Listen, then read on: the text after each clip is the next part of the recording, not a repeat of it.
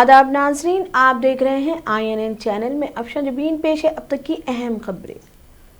मोदी ने कहा कि बांग्लादेश इत्तेहादी पॉलिसी में कलीदी किरदार अदा कर रहा है। मोदी ने बांग्लादेश की वजीर आजम शेख हसीना के साथ वर्चुअल इजलास में हिस्सा लिया। इस मौके पर खिताब करते हुए मोदी ने कहा कि बांग्लादेश के साथ ताल्लुकात को मुस्तहकम करना ही इस इजलास का मकसद है।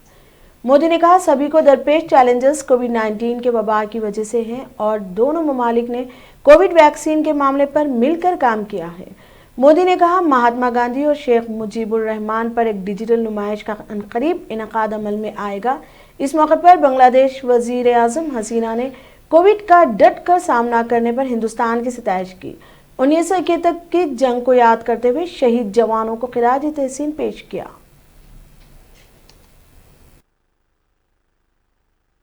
देशों के शहीदों को, जिन्होंने अपने प्राणों की आहुति दी, श्रद्धापूर्वक नमन करता हूं।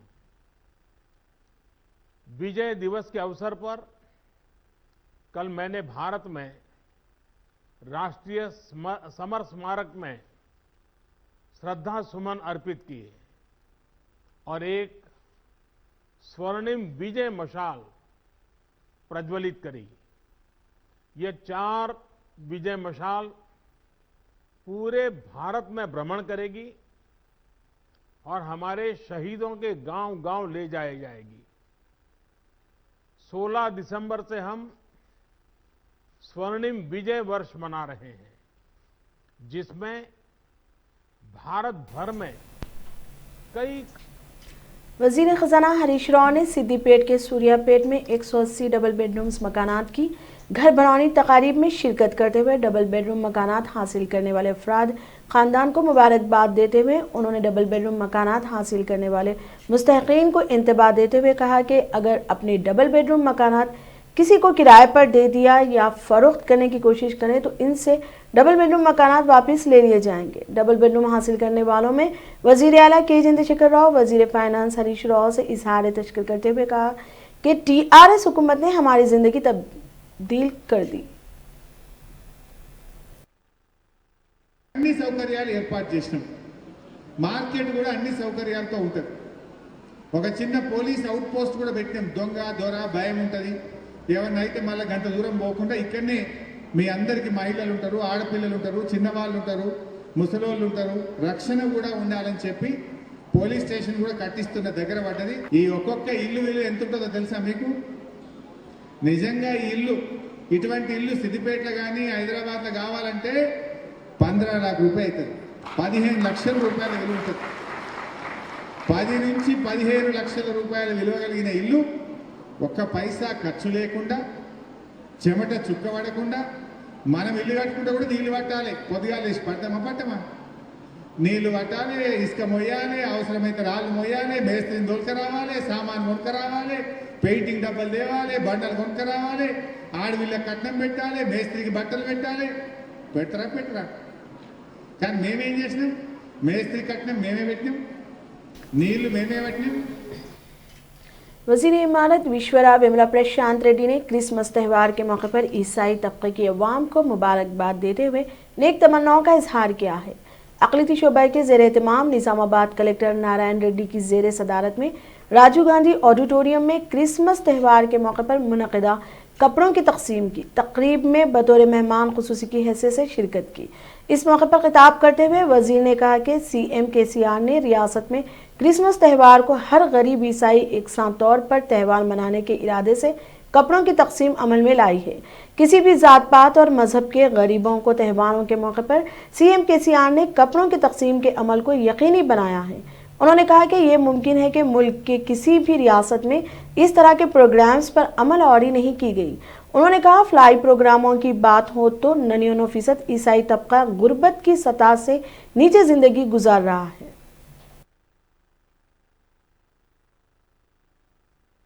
ఇది లేదే అని ఆ పండుగ రోజు బాధపడొద్దని ఈ దేశంలో, బహుశా ఈ ప్రపంచంలో ఏ నాయకుడు, ఏ ముఖ్యమంత్రి ఆలోచించని విధంగా ఇవాళ బట్టల పంపిణీ కార్యక్రమం చేసుకోవడం జరుగుతున్నదని చెప్పి మీ అందరికీ నేను మనవి చేస్తా ఉన్నా। ఇది ఒక ముఖ్యమంత్రి గారి ఆలోచనలో పేదవాడు ఏ కులంలో ఉన్నా ఏ మతంలో ఉన్నా పేదవాడు పేదవాడే. మతాన్ని బట్టి కులాన్ని బట్టి పేదవాడు ఇబ్బంది పడద్దు. కనీసం పండుగల పూటైనా ఆయన సంతోషంగా ఉంచాల్సిన బాధ్యత ప్రజలచే ఎన్నుకోబడిన ప్రభుత్వంగా నాయకుడిగా మన మీద ఉండాలని చెప్పి ఆయన మాకు 6 సంవత్సరాల క్రితం చెప్పిన మాటని ఈ సందర్భంగా మీ అందరికీ నేను గుర్తు చేస్తా ఉన్నాను. అది హిందువుల పండుగ కావచ్చు, బతుకమ్మ పండుగ కావచ్చు, मुस्लिम्स रमज़ान कावच्चु, क्रिश्चियंस। टीआरएस रुकन कानून साज कौंसिल के कविता ने जगतियाल का दौरा करते हुए अवाम उन्नास से मुलाकात करते हुए इनके मसाइल की जानकारी हासिल की। जगतियाल की अवाम ने कविता का वरहाना खैर मकदम किया। कविता ने बताया टीआरएस हुकूमत अवाम उन्नास से किए गए वादों की पाबंद अहद है। वजीर आला के चंद्रशेखर और रियासत में कई एक फ्लाई स्कीमात को रूबाए अमल लाते हुए हर तबके और हर फर्द के घर में खुशहाली ला रहे हैं। कांग्रेसी रुकन असेंबली टी जग्गा रेड्डी ने वजीर आला के चंद्रशेखर राव पर इल्जाम आयद किया कि वो पूरी रियासत को मुनजमद करते हुए अवाम को तकालीफ के गढ़ों में ढकेलते हुए खुद प्रगति भवन और फार्म हाउस पर पुरसुकून जिंदगी गुजार रहे हैं। जग्गा रेड्डी आज मीडिया से बात करते हुए कहा कि रियासत भर में अराजियात के रजिस्ट्रेशन को रोकते हुए अवाम के मसाइल जैसे हॉस्पिटल्स के बिल्स, लड़कियों की शादी और औलाद की तालीम के मंसूबों पर सख्त तरीन पाबंदी लगाई दी। रजिस्ट्रेशन के बाइस अवाम अपनी जायदादें रखते हुए भी अपने मसाइल के हल से महरूम है। उसमें फिर वो रोज़गार भी डीएल बोलते बिजनेस भी ख़राब हो गया पूरा। बहुत लोगों को जान का लॉस हुआ। थोड़े लोगों को बहुत लोग मुश्किल में ज़िंदगी गुजारे। ये 5 महीने तो ये चला। 5 महीने के बाद जब ये लॉकडाउन निकालने के बाद जो पब्लिक बाहर निकले वहाँ से क्या चल रहा, बिजनेस का सिस्टम भी कोलैप्स हो गया टोटली। देखो रोज़गार का जो रोड पे बिजनेस करने वाला समझो या शोरूम का बिजनेस समझो या फ्रूट का बिजनेस समझो, ऑटोस का बिजनेस समझो, जो डेली मेहनत जो रोड पे निकल के जो रोज़गार करने वालों को पूरा बिजनेस कोलैप्स हो गया। ये तो उधर 5 महीने वहाँ चले गए, 5 महीने ये 4-5 महीने तो रजिस्ट्रेशन डिपार्टमेंट बंद कर दिया। जब अगस्त में असेंबली था, असेंबली में केसीआर साहब को ये धरनी बोल के नया ऐप लाए हैं। अगर धरनी में केसीआर साहब उस दिन भी क्या बोले, आपका जितने भी आपके प्रॉपर्टीज है वो पूरा इसमें धरनी में जमा करके रखेंगे, उसका आपको सेफ्टी रहता बोल के बोले। हम उस दिन कांग्रेस पार्टी भी यही बात पूछे, केसीआर साहब हमारा जितने भी। तर्जुमान तेलंगाना भारतीय जनता पार्टी राकेश रेड्डी ने वजीर आला चंद्रशेखर राव को तेलंगाना का दुश्मन करार दिया, जो रियासत को तरक्की दिलाने के बजाय सिर्फ पुरतेज जिंदगी गुजार रहे हैं। आज मीडिया से बात करते हुए राकेश रेड्डी ने कहा कि मरकजी हुकूमत ने वरंगल और करीमनगर शहरों को स्मार्ट सिटी का दर्जा देते हुए 452 करोड़ रुपए 2 साल कबल जारी किए, मगर आज तक रियासती हुकूमत ने इन फंड्स को वरंगल और करीमनगर के शहरों पर खर्च नहीं किया और न ही रियासत का हिस्सा जारी किया। मरकजी हुकूमत ने इस सिलसिले में 3 मकतूबात लिखते हुए वजाहत तलब की, लेकिन केसीआर ने वजीर आजम के मकतूबात का भी जवाब नहीं दिया।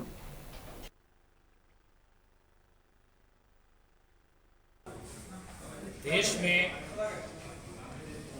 चेन्नई, बम्बई, दिल्ली, बेंगलुरु जैसे शहर निर्माण करने के लिए हमारा केंद्र सरकार देश में 100 सिटी सेलेक्ट करके उसको स्मार्ट सिटीज़ बनाने के लिए स्मार्ट सिटी प्रोजेक्ट शुरू किया। 2015 में इस प्रोजेक्ट को प्रारंभ करके देश में अच्छा शहर बना के लोगों का लिविंग स्टैंडर्ड्स रेज करने के लिए प्रयास कर रहे हैं। उस दिशा में तेलंगाना राज्य में 2 प्रोजेक्ट शुरू किया, वरंगल और करीमनगर को उसमें स्थान दिया और पैसे भी दिया। 196 करोड़ वरंगल के लिए 196 करोड़ करीमनगर के लिए देने के बाद भी रुकन असम्बली हनुमंत शिंदे ने कहा कि हुकूमत का मकसद तमाम मज़ाहिब से ताल्लुक़ रखने वाली अवाम की फलाह व बहबूद है। जुमेरात के रोज़ रुकन असम्बली हनुमंत शिंदे ने निज़ाम सागर प्रोजेक्ट में झींगे के बच्चों को छोड़ा। इस मौके पर उन्होंने याद दहानी करवाते हुए कहा कि हुकूमत ने माहीगीरों की मदद के लिए एक माह कबल ही तालाबों में मुफ्त मछली के बच्चों को छोड़ा था। फिलहाल 24 लाख झींगे छोड़ने का हदफ है। उन्होंने कहा कि रियासती हुकूमत मजहबी एकजहती के मकसद से काम कर रही है। पहाड़ी शरीफ पुलिस ने जुमेरात 7 दिसंबर की रात एक खातून मुसाफिर को कत्ल करने के इल्जाम में एक शख्स को गिरफ्तार कर लिया। तफसीलात के मुताबिक मुलजिम की शिनाख्त ऑटो ड्राइवर मोहम्मद फेरोज की हैसियत से हुई है। 7 दिसंबर की रात एक खातून जिनका नाम नईम फातिमा था, हाफिज बाबा नगर से अपने घर चंद्रायन गुट्टा जाने के लिए ऑटो में सवार हुई। रास्ते में मुलजिम फेरोज ने इस खातून से अपनी जिनसी प्यास बुझाने की मांग की, जिस पर खातून बहुत गुस्से में आ गई और ऑटो से रोकने की मांग की और कहा कि वो ऑटो से उतरना चाहती है। इस पर मुलजिम मोहम्मद फेरोज बहुत बरहम हो गया और इसने स्क्रू ड्राइवर से खातून की गर्दन पर वार कर दिया, जिससे इसकी गर्दन में सुराख हो गया और तेजी से खून बहने लगा, जिससे घबराकर फेरोज ऑटो को एक सुनसान जगह ले गया और खातून के सर और चेहरे को कुचल डाला ताकि वो पहचान में ना आ सके। इसने ऑटो से खून के धब्बे भी साफ कर दिए। जब पुलिस को एक खातून की लाश मिलने की इत्तला मिली तो पुलिस ने तहकीकात का आगाज किया। दौरान तहकीकात से पता चला कि फेरोज ने इस खातून को कत्ल किया है। पुलिस ने मोहम्मद फेरोज को इसके घर से गिरफ्तार करके अदालती तहवील में दे दिया।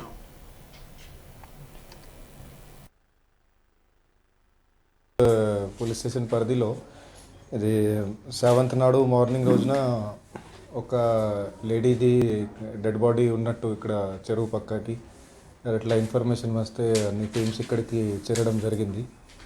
అది బాడీ అది సెమీ నేకెడ్ కండిషన్లో ఉండే. సో ఇమీడియట్లీ దర్యాప్తు మొదలు పెట్టినాము. బాడీ అది హెడ్ ఏదైతే ఉన్నదో అది ఒక రాయితోటి క్రష్ చేసి ఉండే.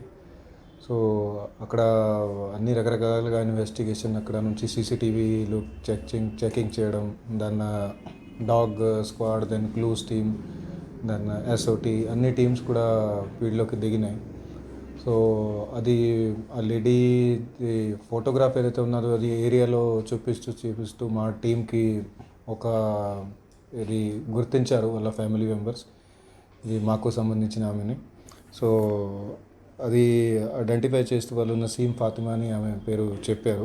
ఏజ్ 30 సంవత్సరాలు. సో తర్వాత అది ఇంకా ఫర్దర్గా ఇన్వెస్టిగేషన్లోకి పోతే ఒక సీసీటీవీ కెమెరాలు కూడా చెక్ చేయడం జరిగింది. సో नारकटपल्ली अदन की कौमी शहरा पर पेश आए एक हादसे में 40 से ज्यादा अफराद जख्मी हो गए हैं। रोपनचरला के करीब एक खानगी बस तवाज़ुन खोकर उलट गई। हादसे में करीब 40 अफराद मामूली जख्मी हुए। यह हादसा इस वक्त पेश आया जब एक खानगी ट्रैवल की बस मुसाफिरों के साथ हैदराबाद से कंदुकोट जा रही थी। हादसे के वक्त बस में तकरीबन 45 मुसाफिर सवार थे। जख्मियों को नरसरापेट के अस्पताल मुंतकिल कर दिया गया, ताहम बस के उलट जाने की वजह मालूम नहीं हो सकी। बेंगलुरु के अन्नापूर्णेश्वरी नगर पुलिस स्टेशन के हुदूद में फौजदारी तहकीकाती महकमा CID में तैनात एक 33 साला डिप्टी सुप्रिंटेंडेंट पुलिस DYSP ने खुदकुशी कर ली है। पुलिस ने बताया कि मुतवफ़्फ़ी लक्ष्मी वी जुनूबी बेंगलुरु विन्या का लेआउट में वाक़ अपनी दोस्त मनु की रिहायशगाह पर खाने के लिए गई थी। वो शाम 7 बजे के करीब अपने आप को एक कमरे में बंद कर लिया। ताहम जब वो कमरे से बाहर नहीं आई तो इसकी दोस्त मनु ने दरवाज़ा तोड़कर देखा तो लक्ष्मी फांसी पर लटक रही थी, जिसको फौरी अस्पताल ले जाया गया, जहां पर डॉक्टरों ने इसे मुर्दा करार दिया। TDP के सरबराह चंद्रबाबू नायडू के दौरे में पुलिस की जानिब से मुफाकलत का सिलसिला जारी है। पुलिस ने वेलगापुरी के करीब चंद्रबाबू के काफिले को रोक दिया। इस सिलसिले में TDP के रियासती सदर उच्चम नायडू ने चंद्रबाबू के काफिले को रोकने पर पुलिस के रवैये पर सख्त नाराजगी का इजहार किया है। उन्होंने पुरअमन तकरीब में रुकावट डालने पर सख्त बरहमी का इजहार किया। उन्होंने कहा, दौरे की इजाजत लेने के बावजूद भी पुलिस क्यों रुकावट पैदा कर रही है।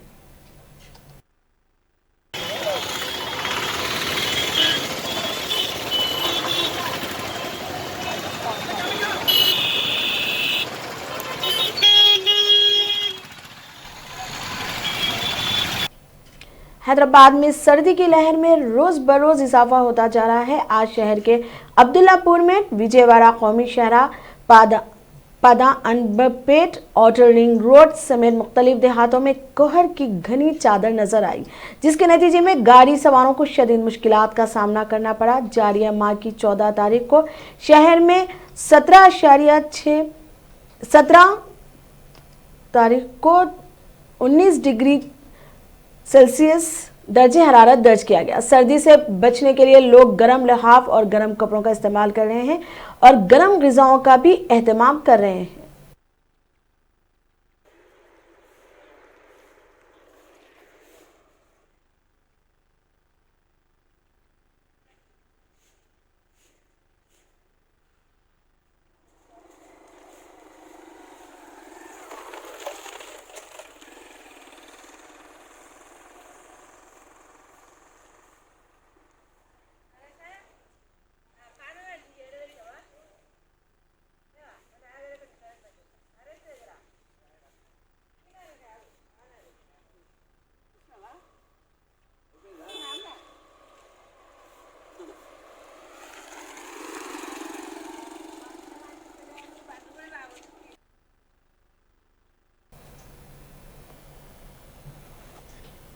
टीचर्स एसोसिएशन व जेईसी और यूपीएससी की जानिब से हैदराबाद कलेक्टर ऑफिस और रंगारेड्डी कलेक्टर ऑफिस के पास दीक्षा मुनक्किद करते हुए वजीर आला के चंद्रशेखर राव, वजीर तालीम सबीता इंदिरा रेड्डी से मुतालबा किया कि फौरी तौर पर असातिज़ा के तरक्की और तबादले के इक़दाम करें। तमाम मक़लूआ जायदादों पर जिनमें असिस्टेंट स्कूल्स और हेड मास्टर टीचर्स के तक़र्रुरात अमल में लाए, डीए और पीआरसी देने का ऐलान करें। टीचर्स एसोसिएशन कायदीन ने मीडिया से बात करते हुए बताया कि अगर हमारे मुतालबात तस्लीम नहीं किए गए तो 29 दिसंबर को चलो हैदराबाद महाधरना इंदिरा पार्क धरना चौक के पास मुनज़्ज़म किया जाएगा।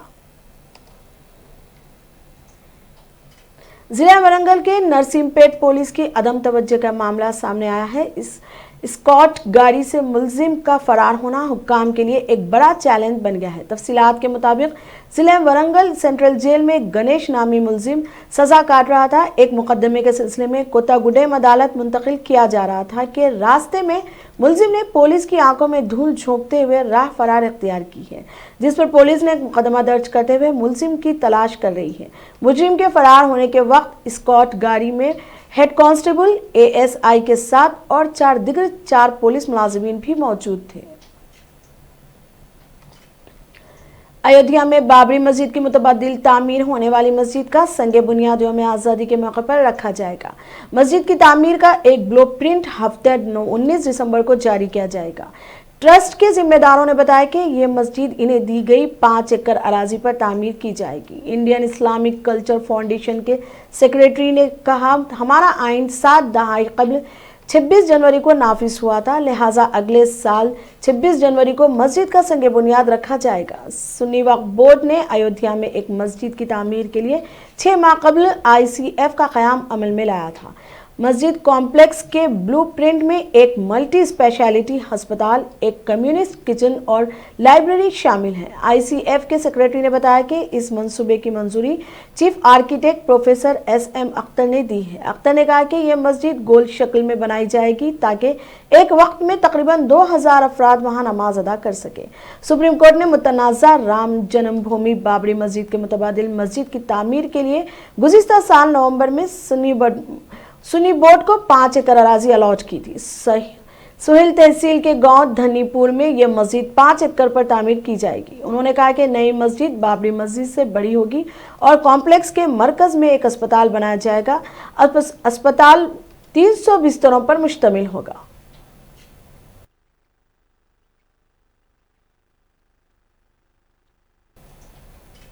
अब तक के लिए इतना ही। देखते रहिए INN चैनल। खुदा हाफिज।